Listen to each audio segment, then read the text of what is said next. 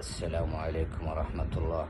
احنا اليوم الجمعة 18 أغسطس آب 2023 2 صفر 1445. اليوم أبي أتكلم عن دعوة أمي لي، الله يرحمها ويغفر لها ويسكنها الجنة ويرحم من مات من أمهاتكم ويطول أعمار الموجودات. أمي 25 سنة وهي تدعي لي، علمت الدكتور منصور بن عسكر والمحامي الدولي كاسب الشمري بهالسالفة من سنوات، وقامت تتسرب من الخاصين ويسألوني الناس عنها. شوف، 25 سنة أمي تدعي لي، يعني 25 سنة اضربها ب 12 كم يطلع، كم شهر يطلع، واضرب 12 في 30 كم يوم يطلع، يعني لا يقل عن 45,000 يوم. المهم ان امي 25 سنة تدعي لي، هذا معناه انها مرت ب 25 رمضان، ومرت ب 25 ليلة قدر، ومرت بآلاف ايام الجمعة الى اخره. المهم بعد 25 سنة انا ما شفت استجابة لامي. قلت لها يما انت وش تدعي لي؟ شوفوا الدعاء، شوفوا بيوقف شعر رؤوسكم منه، بتنذهلون تنصدمون منه. قالت يا وليدي ادعي لك ان الله يبعدك عن الحرام واهله. تخيلوا، الحرام واهله، يعني مو بس الحرام حتى اهله، ولذلك ابعدني الله.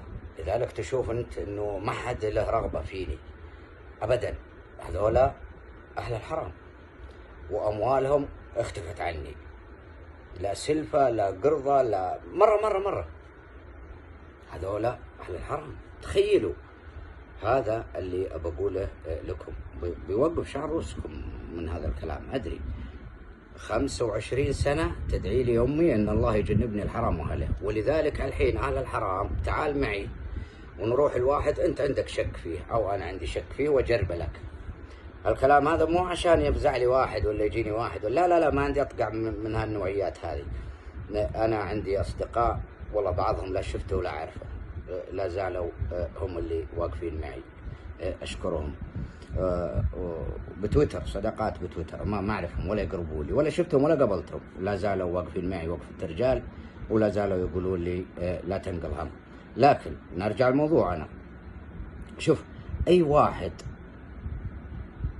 عنده شبهة في ماله اركب معي وخلني اروح له وشوف شو يقول. خلني اقول له قرضه 1000 ريال بس، 1000 ريال لمدة 10 ايام، شوف شو يقول. وخلني اروح الواحد ما عنده الا تقاعده او راتبه واقول له عطني 1000 ريال، قال هذه 1000. لان امي دعوتها استجاب لها الله، ابعدني عن الحرام واهله، عن الحرام واهله. انتم ما تتخيلون وش صار معي بهالمواقف هذه. لو برضو انا ما بقولها لكم لانه اصلا ما تنصدق، يعني في مواقف ما تنصدق، بس حبيت اقول لكم هذا. لا، هذا ممكن تستوعب عقولكم، بعضكم ما يستوعب عقله، لكن هو هذا اللي انا حبيت اقوله لكم. الحرام واهله، دعوة امي 25 سنة وهي تدعي لي ان الله يبعدني عن الحرام واهله، وفعلا الله أبعدني عن الحرام وأهله. ولذلك حتى الوظيفة فيها شبهة انفصلت منها، واللي فيهم شبهة ما دانوني، اللي عندهم قريشات فيها شبهة، ذا لو اتصل عليه بسلم عليه ما يرد. تخيل، في ناس كبار لو أعلمكم فيهم تنصدمون. قالوا ما عندي، ونعرف ان عنده مليارات، حتى مو ملايين، لا مليارات، قال ما عندي. في ناس بسلم عليهم اتصل عليهم هربوا.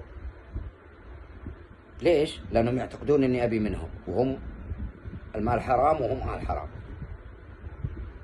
هذا اللي حبيت اوضحه بالنسبه لدعوه امي، الله يرحمها ويغفر لها. وطبعا الحمد لله انا ما قصرت معها يوم انها على قيد الحياه، ولا قصرت معها يوم انها توفت. الحمد لله انا لو اخذ 50 ريال من واحد نصها تصدقت به عن امي، والحمد لله. وهذا من فضل الله علي، وفضل الله علي كثيرة لا تعد ولا تحصى. ولا عندي والله أطقع من الغني غير الفقير، غير الفقير غير الغني. والله ما عندي أنا بهالسوالف هذه، وعمري ما التفت لها، وعمري ما التفت للمال وأهل المال والمناصب وأهل المناصب. والله ما عمري طلعت بهم. لو أبي هالسوالف هذه والله يمديني، لو بهدر كرامتي ولا بهدر عزة نفسي، والله يمديني على 4 شوارع. لكن أنا هالسوالف ما هي عندي. يا أما شيء حلال يا أما بلاش، يا أما شيء حلال يا أما بلاش. أما والله ابني لي بيت بالسرقات ولا بالمخدرات ولا بالعلوم الردية، والله مستحيل أسكنه. ولا اشتري لي سيارة واركبها أنا ويا ورعاني وهي أما راس مالها حرام ولا هي حرام. لا والله هذه ما هي عندي هالسوالف، لا والله ما تصير. تاريخي كله خلهم يدفنوني ما خلفت ولا ريال، أحسن من ما يدفنوني وأنا مخلف لي بيت وسيارة ومليون ريال وكلها حرام. وابلش عادل يا قابلت ربك ابلش وش تقول لا عاد. لا لا لا، ما أنا السوالف هذه ما عندي. هذه دعوة أمي، جعل أمهاتكم يدعو لكم مثلها. السلام عليكم ورحمة الله.